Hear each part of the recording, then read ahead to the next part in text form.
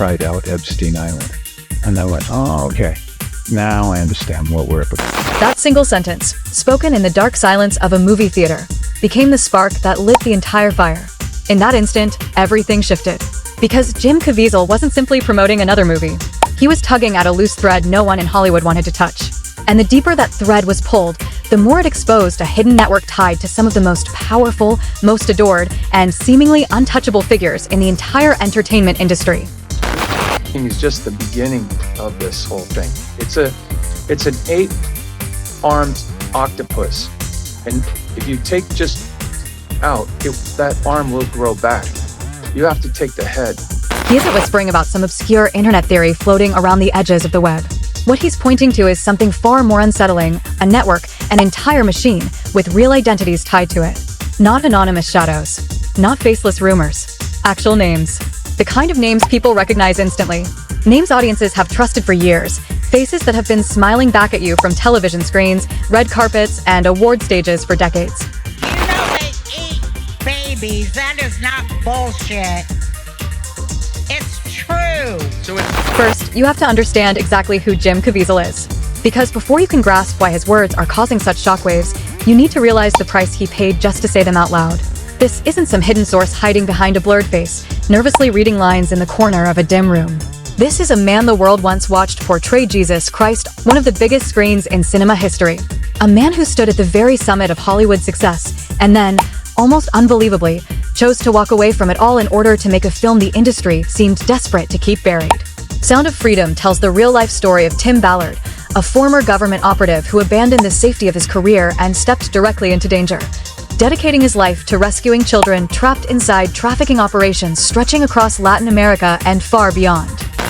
The guys would come up and they would, right in front of us, ask us if we wanted niñas or niños, and little boys or little girls. That moment wasn't some carefully staged scene pulled from a script. It was reality, raw and undeniable. It happened to Jim Caviezel and his crew right there in Colombia, in the middle of the day. No darkness to hide it. No secrecy. Children are being traded right in front of a camera crew as if it were nothing more than an ordinary marketplace deal. And when Jim Caviezel returned to Hollywood carrying a film that exposed this nightmare, a story about rescuing children, you might expect applause, recognition, support.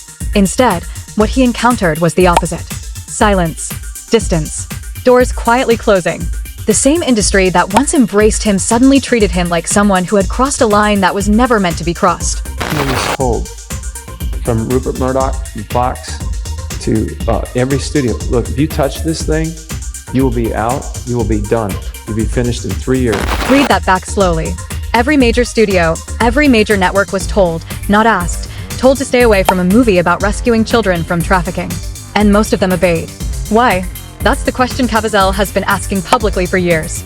And the answer he keeps arriving at involves names. Specific names. Names like Oprah Winfrey. Names like the circles that surrounded Jeffrey Epstein.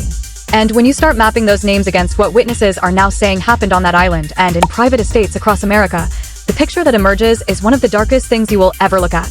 Let's talk about the Epstein files, because this is ground zero for everything we're about to unpack. When those documents were finally unsealed, the public expected a few familiar names. What they got was a sprawling list of celebrities, politicians, producers, and philanthropists. People who had built entire public personas on being the good guys, the helpers, the humanitarians. And Oprah Winfrey's name appeared in those files not once, but 5 times. 5 times. Now, here's where it gets layered. Because Oprah's silence isn't new, her silence is a pattern. And Jim Caviezel has been one of the few public figures with the platform and the courage to point directly at that pattern and name it for what it is. Think about the trajectory here.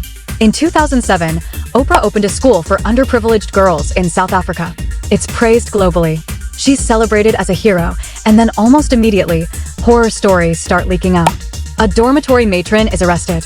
14 counts of indecent acts against underage students. A lawsuit follows. A settlement is reached behind closed doors. No public details. No real accountability. The matron is eventually acquitted on contradictions in witness testimony, and Oprah simply moves on. No investigation, no transparency, no answers for the families of those girls. Besides it, not a dollar has been wasted. Not a dollar wasted. But what about the girls? What happened to them? Because sources close to the situation have spoken about missing students, about whispers on school grounds that nobody in power has ever officially addressed. And when you're a billionaire with the resources to find the truth, your silence isn't neutrality, it's a choice. And then there's Ellen DeGeneres, because her name didn't just surface in gossip circles. It came up in conversations directly tied to the Epstein network. People who claim proximity to these elite circles are describing something that sounds impossible until you realize how many separate voices are saying the same thing. Multiple accounts now describe Ellen as someone who didn't just attend the parties, but who participated in rituals designed to bind people together, a shared secret, a shared act so extreme that once you were in, you could never speak out. There was a separate kitchen on her property, stainless steel, private entrance, no security cameras inside, a private kitchen, no cameras, a personal chef who handled everything except the main course, which Ellen insisted on preparing herself. And witnesses describe her framing it not as something grotesque, but as something sacred, something ancient, something powerful. Now, we need to talk about the part of the story that most channels won't touch. Because beyond the trafficking, beyond the rituals, there is a specific reason, according to multiple witnesses across different circles, why the most powerful people in Hollywood have been participating in these practices for decades. It's not just about power. It's not just about control. It's about something far more primal, youth. Jim Caviezel has spoken about a culture within Hollywood's upper tier. A culture rooted in the belief that vitality can be literally consumed, that youth can be transferred. There are biological properties in young human tissue that the ultra-wealthy have been quietly accessing for generations through channels that never appear in any public record. She believed consumption was transformation, that youth could be taken in, that vitality could be absorbed. She talked about ancient rites, about elites throughout history who understood what the masses didn't. Rituals whispered about in the shadows, practices that powerful circles have allegedly guarded for centuries. The argument being made here isn't that something like this suddenly appeared in modern times. The suggestion is far darker, that it's part of something ancient, a pattern that has moved quietly through generations of influence and privilege. According to those claims, the idea isn't that Ellen DeGeneres created anything new. The allegation is that she was welcomed into a system that already existed long before today's headlines. Something deeply embedded inside elite power structures. A tradition that, if it exists, survives on two things above all else: total secrecy and absolute loyalty. And this is where the mechanism of silence becomes truly unsettling. The theory suggests that once someone becomes involved, whether they fully understand it or not, they're effectively locked in. Because participation itself becomes the chain. The moment you take part, the moment you accept what's placed in front of you, you become tied to everyone else at that table. Speaking out wouldn't just expose others, it would destroy you as well. That's why, according to these sources, the silence is so powerful.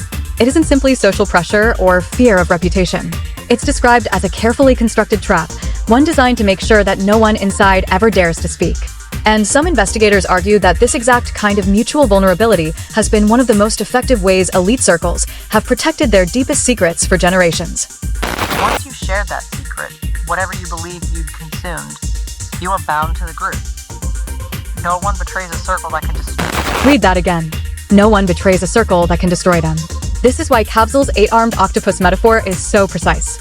You don't just cut off an arm. You have to take the head, because every arm, every individual in that network is simultaneously a victim of the system and a protector of it. They are trapped, and they know it.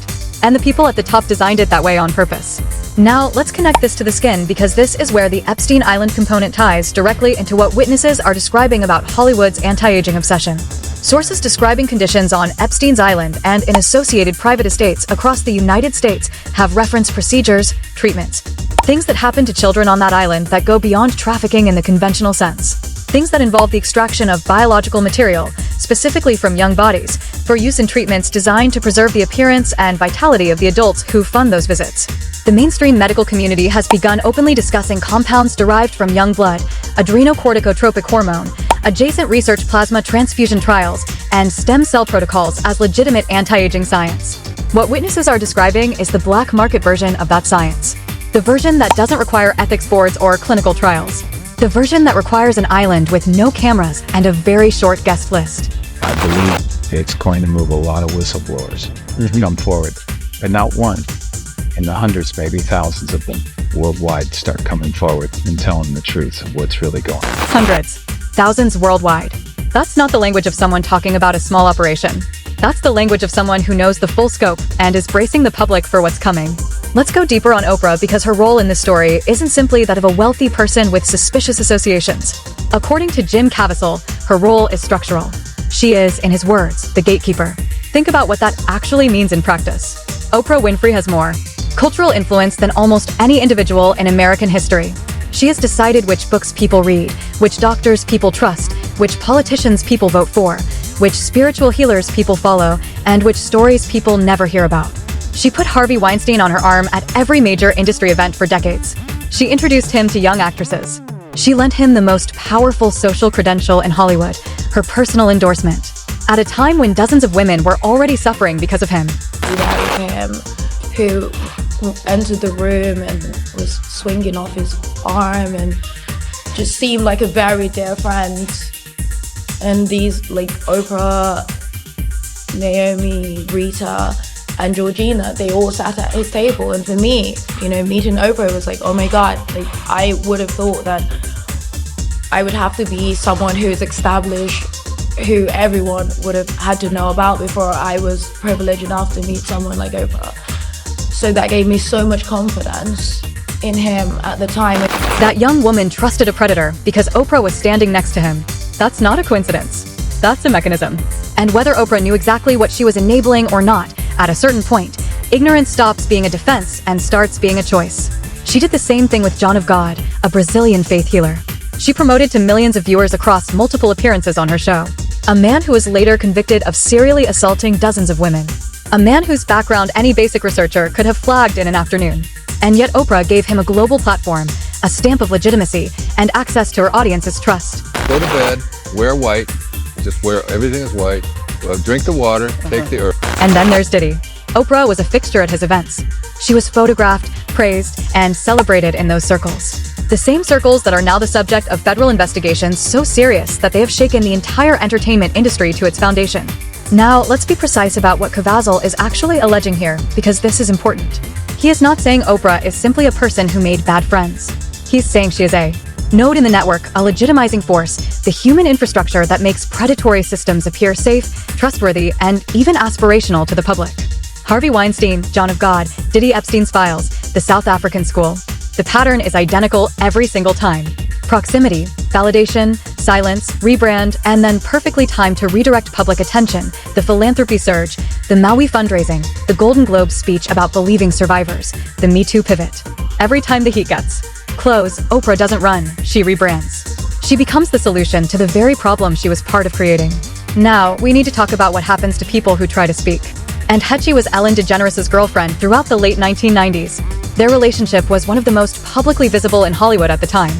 Celebrated, photographed, put on magazine covers, the perfect progressive love story.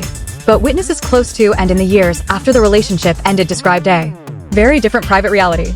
Sources who claim to have worked alongside and on a documentary about child trafficking in a project called Children of the Machine have described her as someone who had witnessed things during her time with Ellen that she spent years trying to process. Things she could barely articulate. Things that, when she finally started putting them into words for the documentary, apparently made her a liability to very powerful people. She didn't go through hell for nothing. We'll get it out there. In August 2022, and he died following a fiery single-car crash in Los Angeles. The crash was spectacular. Her car was traveling at high speed, slamming into a residential structure and erupting in flames. Toxicology reports indicated the presence of drugs in her system. The official conclusion was accident, but people close to and sources within the documentary team have been vocal about their belief that the timing of that crash was not coincidental, and had been getting too close to information that certain very powerful people needed buried. The crash wasn't random. It was a hit to shut her up. And the poison started way before, in her relationship with Ellen. Now, we are not stating this as a confirmed fact. We are reporting what witnesses are saying, what the people closest to and believed in the aftermath of her death. And we are placing it in context, because when you understand the broader pattern Caviezel has been describing the question of whether powerful people silence inconvenient witnesses stops being a paranoid fantasy and starts being a documented historical reality. Epstein himself died in federal custody. His death was officially ruled a suicide. His cellmate was conveniently transferred the night before. The security cameras outside his cell malfunctioned simultaneously. And the man who knew more names than anyone in the history of modern elite scandal took every single one of those names to his grave. That's the world Jim Caviezel is describing. That's the world he's been standing in front of cameras talking about at personal cost, at professional cost, at what he clearly believes is potential physical cost. Because Jim Caviezel isn't just exposing a past. He's predicting a future. And his predictions have been getting increasingly specific. At conferences across the country, gatherings of people who have been paying attention to the Epstein fallout, to the trafficking data, to the disappearing border children, Caviezel has been describing what he calls the event, a divine reckoning, a storm of all storms. He's positioning the Epstein documents not as an ending, but as a trigger, the last domino before a cascade of arrests, exposures, and institutional collapse that he believes is already in motion. And here's what makes that prediction impossible to simply dismiss. Over 300,000 children under 18 have been pulled into trafficking operations in the United States alone. Approximately 85,000 children who crossed the southern border in recent years have simply disappeared. No follow-up, no records, no answers from anyone in power. 85,000 children across the border this last year and disappeared. Where did they disappear? Where did they go? That is not a rhetorical question. That is an open criminal investigation. And every name in the Epstein files, every person on those flight logs, every attendee at those private dinners, every guest in those estate basements is a potential answer to that question. Caviezel has said publicly that he believes the saints themselves would want to be alive on this earth right now because there are more souls to save at this moment in history than at any previous point in human civilization. That's prophetic language. That's the language of a man who genuinely believes he is standing at a hinge point in history. I know that the saints in heaven wish to be on this earth right now because there are far more people on this earth than there's ever been. And there are far more souls to save right now than there ever has ever been. And whether you share his spiritual framework or not, the facts underneath his fury are real. The files are real. The names are real. The missing children are real. A pattern of silence, complicity, and institutional protection is real. The question Caviezel is really asking, the one he's been asking since before most people were paying attention, is simple, and it lands like a verdict. They'd be in jail. But Oprah isn't in jail. Ellen isn't facing a public inquiry. The circles Caviezel is describing are still intact, still protected, still operating behind the same walls of money and media, influences that have shielded them for decades. Jim Caviezel told us this film would move whistleblowers. He told us hundreds, maybe thousands would come forward, and slowly, painfully, at great personal risk, they are. Children of the Machine is still being finished. The team and he was working with, reportedly still underground, still building the case, has said they will release it no matter what. And when they do, the names you've heard in this video will not be the last ones. They'll be the beginning. Stay locked in because this story is not over. It is just getting started.